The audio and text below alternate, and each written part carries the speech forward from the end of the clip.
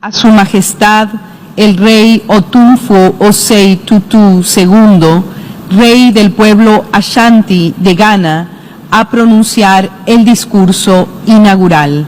Mema krobia iri fiang mani kotok ngen. Mema krobia iri fiang mani kotok ngen.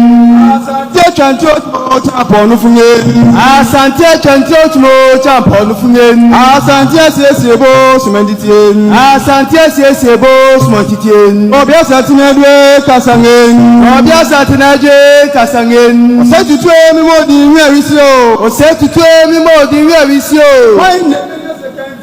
Watch down quality one pimsi kapobano. Why in the Benya second teach leg watch down quality one pimsi kapobano. Obinya Sebianco baby. Obinya Sebianco baby. I'm not telling you about the Mefe Kasange.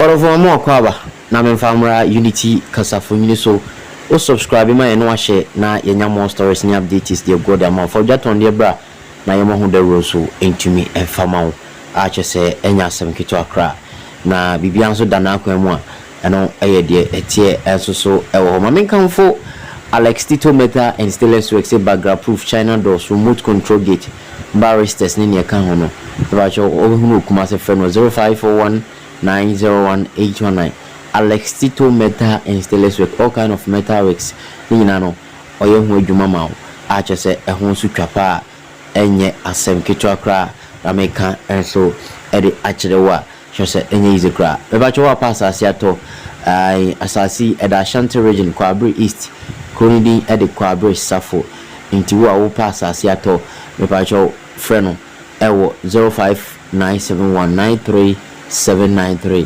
0597193793 fremo now no mo entwetwe.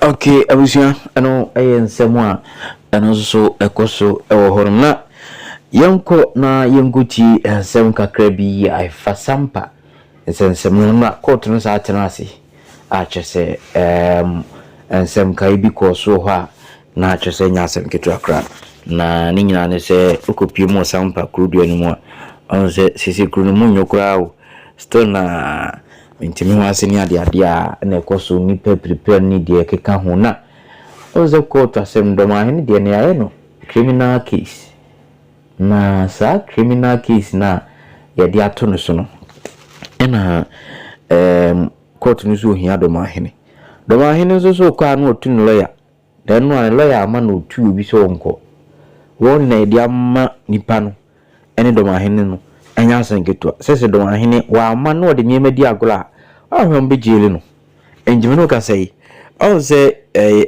ye penachi no dada na enima bi ni chopa bi a ode asi yura John Dormaahene Mahama so se onkofa eye National House of Chiefs omocho eno Otumfour cho nti ena ama lawyer no anase court no atwentwa ne amase nti Dormaahene chopa ena sisi ama enima edilenye sa enka emlano aye adwuma ma yakwachi Dormaahene dada nti according to njemu amate crasher se Dormaahene so atu yura John Dormaahene Mahama a ne regional house kasa ama Otumfour so edi abemu amate se bi kra ne ebetimi akoso ewo Manhyia na de tosu biem enzemu a ekoso pa ba ko ne se Dormaahene ni position as a national can say regional house of chiefs no ahwe abefri ni sa so ewo ndi eno no kwa ye chopa bibiri but National House of Chiefs for so chopa na ko monsem no ama Dormaahene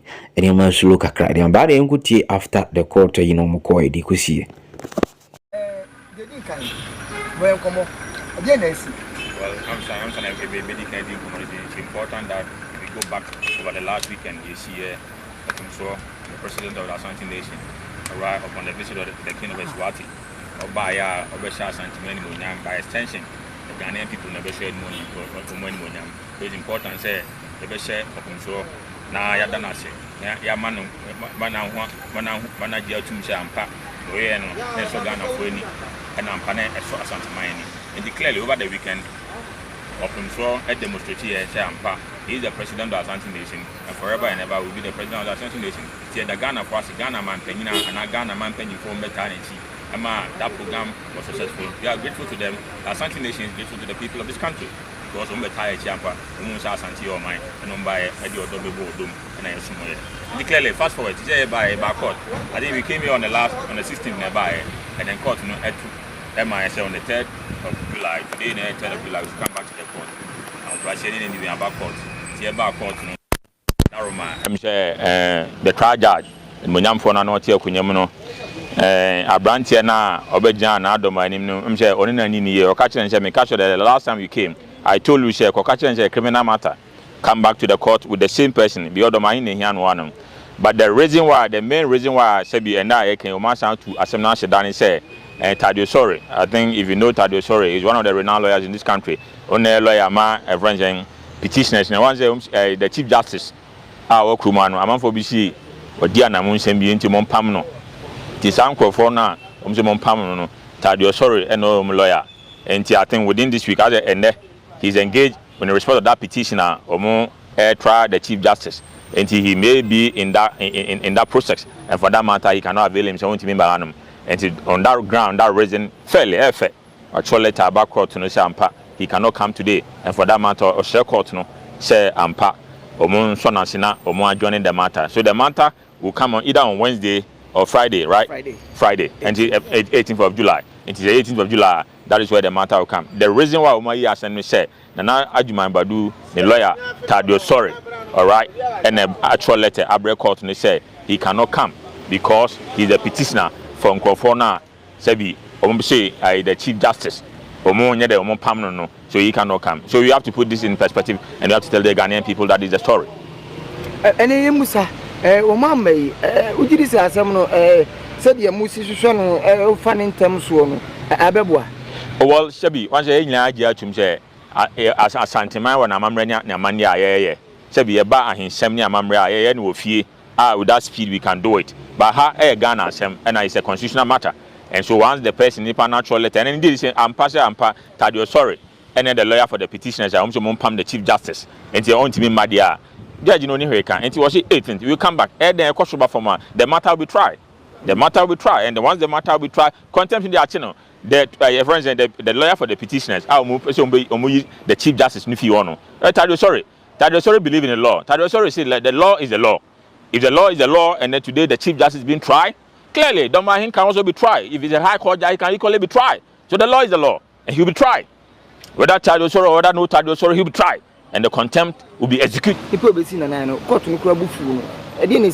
Well, clearly, before the court, Omar filed 2 motions. We have filed 2 motions on the 18th. Sadana, Sebi, yeah, bonfire said trial judge, no who be amabo, or who Ghana for Yamabo. Now, Sebi, so 2 motions now, both parties are now filing. No, the matter will be here because they want to delay the matter and they want to disrupt constitutional process. What I say, and for that matter, we pray that those motions on that day will be here. Yeah, here, the man will be tried. I'm saying he will be tried. Only to me be Okrumanum.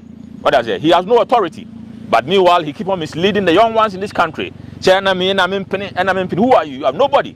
But of course, because of constitutional provision, and all of us are resolved, Sampa, you better respect your home, you need to be my home, you be your home. Mean to me, mommy, about any issue, and family, I can't slap you and leave you because there's law. There must be that reasoning.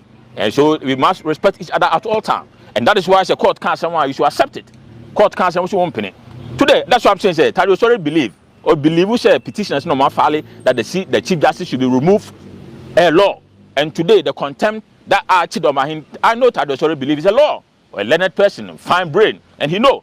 And Tibetano, whether Tadio Sorry or no Tadio Sorry, one of the biggest lawyers in this country, I'll become no 2 ways. Tadio Sorry believe that the law is the law. The enemy Busane say, Yatibisa, Nipa Obesi, Najma Beduana, Kotu Nibufu, no, Bufu say. He want Dormaahene to be here in person. We are the banter Asemna Yohano, a Ghana and Ono. What I say? Inti, and yet matter will be Timakasha and Pobi Major name, and yes, civil matter, a criminal matter. So what I say, once the criminal matter and then you have been cited, it's all Bahabi. Until you don't sit at the your own tower pato and then try to behave that you are authority. You don't have authority, and you're on Tron Woody. Once over the weekend recently, or can we say Ampa, say, a good day be or no Nasa or the bank or be into Mote. So agudie e won asase so a say omobintu. Why do you want to lie? Me cash lie, me can't say what need you because you are lying in the sense that look, at the end of the day, the constitution of this country has made it clear. Agudie bi e wa asase so bi e okroma bia e ya ban dia. Na sebi asante man nanka ye adimi ana. Nanka obuasi gold mine. Baby ani what I say? Nanka yenyi sa gold mine nyina entuye. But dem say agudie bi e wa asase so bia e ya ban dia. Na emom say ban dia. If the government is using that resource, it might use the resource in our benefit. But don't try to patum ending troje na agudi bi and come me doma asase so and come pinu muntu. But when you read the constitution 257 clause 5, it says ampa agudi bi aya ban dia. But why do you sit there? Now I say uma bunu kutu panse na nka doma inda nka pinu obintu. But meanwhile you know you don't have authority. Yeah. Mani asif film so a lawyer ni he knows all these provisions of the constitution and he keep on throwing dust in the eyes of the ordinary Ghanaian. And yet for a time. Onyai afi yen free contempt na yen share na na gazette no sensem so far I say debia be back to bia asa say ye ka contempt one sem ye jai ne gazette no asem the gazette ni say deliberate e boapaye no ye the reason why e boapaye ni say I think when the friends the registrar came to the court almost say the document I submit at the regional house of chief they have to go into a meeting and then decide whether we are telling the Ghanaian people that Dormaahene is a diabolical character and he's a liar and a dubious and it's sorry to say he doesn't deserve to be where he is. Do you know why? Because you're a lawyer and the Chieftaincy Act clearly tells you what is your role in respect to the Chieftaincy institution or in your role as a president of the Boone Regional House of Chief. What do you have to do? Documents now, but documents so mama do birth set ebreme say you Sebi na poku me ba na me ba ni na poku me ni why register of birth me ti o say enye me oba no. It's not my duty. Said my duty is your father between your father and your mother to decide who is the DNA test. So it's the duty of the Sampa Traditional Council to bring documents of your Sampa Manhyia. Once or the bar, you the regional house of chief, you have no authority. You have no authority. All right. So once you have no authority, you don't come and tell the Ghanaian people say now what didn't say you got transfer. I got here. Why you forwarded it? Document traditional council and also provided the national and I say regional and also provided the national. But Daroma should be a processes. Should be you free the Sampa Traditional Council. Now process it. Then the Sampa Traditional Council. The acting president, Awen Anakojo Masa, was the one no signing here. To signing way at him for almost fata the kingmakers. Omunya signing here. To Musani and they forwarded the document to the regional house of chief. And the once I do the regional house of chief, what you have to do is to forward the document to the national house of chief. Sana humanity only kabim. But meanwhile you are telling people in this country as if you have authority to decide on that document. You don't have the authority. You want to tell the people of this country say and then only say authority no obwa in no di in futu no gu and I need be a friend bono. There's nothing like bono. There's nothing like bono. We keep on saying the 1959 bill of the Boone Ahafo region. I have attend home and the Boone was attend home. Clearly, Sabi Obi or I friend is a Tanoso and Obi was Sampa Sequa and in Chesa Sabi on to me and Mesum and out to me and Asante Sem. So I say, and the Yase Ubenya I Dormaahene, or a learned person, Dormaahene, Dormaahene, a learned person, and then another Dormaahene keep on misleading you in the house. Sabi, any demo or keep on misleading you. Well, read Robbie, my memory. Yet it is a Dormaahene, not my house man say, or said that maybe say, young gazette, Sampa Hima, and also, I say, Hima, Sampa Hima toy, Sabi, or buy him a toy and see hima. It is what to say, Sabi, be your him, and I am fun to be now. Sabi, let's talk about the relevant here. Because the relevance is the fact that there's no Oba Hima in Sampa. But he said he's a learned person. Dormaahene. It is obvious said Nana your Sampa Hima. He should bring the document. On which say this is a apartment and I'm a president. And me a president. I've come to meet in the archive. Say we near Sampa then Oba Hima. This is a document. Now the abeche Ghana for no more. But you cannot provide any document. But you sit down there, a learned person, a lawyer, a high court judge. You say now you Oba Hima or Sampa. You are misleading the people. It's enough. It's high time that he desists from that indiscipline with the greatest of respect. I'm also doing Mammy baby, I had to and to me, I'm from National Street. Now, yes, I say, I have Quanya, Nayamra, Emamra, and there shall be Okase or Pro Haya, then Yafe, Asanteman have shown all time and again that Asanteman will show respect, and Asanteman will follow due process. Once we follow due process and to let some Majafla be gazetted, not gazetted to let some Majafla, it therefore become a precedent. Precedent ni say asida. Enti asida no to let some Majafla say no come, say no come, say no come. Enti ebema ben abema na be asuade ehun amanyina, and that is what embody Asanteman. Enema Asanteman. And so whether say echo and cheo and I am fanko to let some Majafla be gazetted. My whole video be on social media. Every had the main chip in a minisam. Abranti be media minim so your hin so your hin, but memfa the man say obiani baby onya na say ni dibra ni difre. O see your friend na kwakubia. Oka say asem na atia me ehwe ma ewradi no ase atia kakra. Well, wadaroma am say menim bia saa nana kwakubia na ho brahye mu okasa fi. Na menim akonya odi. Na wadaroma say odi akonya menim akonya odi. Say akonya no odi no me gitum pa Sampa o hye ohini bia se okruma no. Ena sebi saa hin no hye na se okruma no osomo Asanteman. Eni so osomo Asanteman na se Asanteman ka asem no se entonchia bi tia ya okobisa ne hin na na. Kan se bebi a oso yo hin no ne hin ne hwan. Ne hin ne hwan. Manhyia ne trans ya ka asem. Se Manhyia is a nation on its own. You have no authority. So officer you come to the court if you driver a high court. And you know right say but you don't sit on social media and do propaganda with all those bloggers. Oh yeah, why? You are blogging and then you want to make money. It's not about money. It's about the fact say we want. Abuja and seven yakwa kuti area bano. Penfobu baby say we are ho bema bibiri sa yebeko ejaw enti Dormaahene di aye ka na oye no ho na si no ayesa na akwakuwi enti echopa na ekoso na amane ma akosulu nya sade anka Dormaahene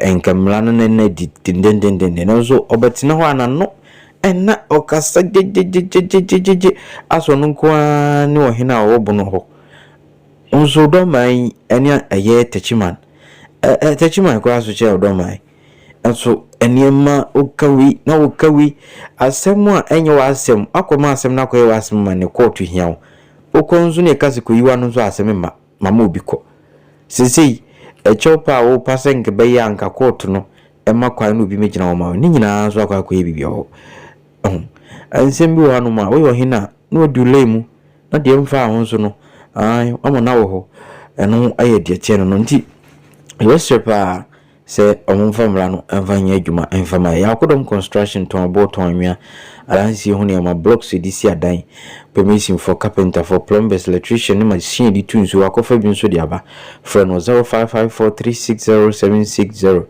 and I say 0592680366 na bibia enkoso kama enso ewo ehwa chose enyasem kitokra Unity Online TV hani dimusie subscribe for my na share na forget on the also bra na emo hu do kama enso entimi efa hani dimusie yankopo bo na bibia akoso a yesan so share bi yakram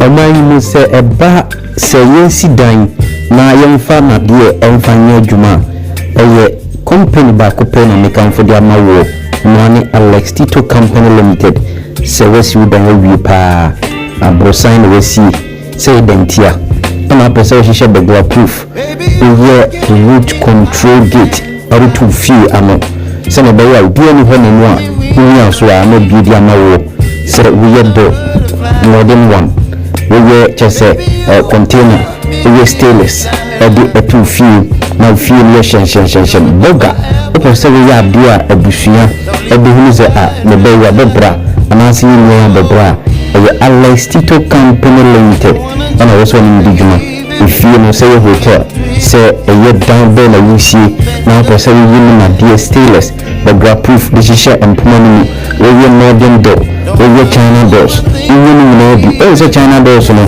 dia no funa ye no say a promise say ya itu say no but Alex Tito sebra we China door no be no Ghana had ye kama e dia amount ɛdan fɛfɛɛfɛ obesiesie mu na bibia akɔ so kama ɛso da no stainless no the glasses big boom mo no ne mo mfrɛ no na mo no ntwetwe nkɔmɔ ne nsa no adwuma fɛ Alex Tito or professional na nsa no adwuma no bi ne twago ɛwɔ afidie so enti a ɛhɔ unity online tv na wɔn yɛn edi dwuma no hwɛ sɛ Alex Tito bɛyɛ adwuma bia no ɛho te kama ɛhɔ na ɔwɔ asante mantam no Kumasi ɛna obehu Alex Tito na wayɛ dan no adwuma ɛde ama na de bia the proof China bills no still is obeying kama area now 0541901819 Alex Tito nsami adwuma ɛfɛ kama pa Alex Tito metal and stainless work fantastic one for no na ntwetwe nkɔmɔ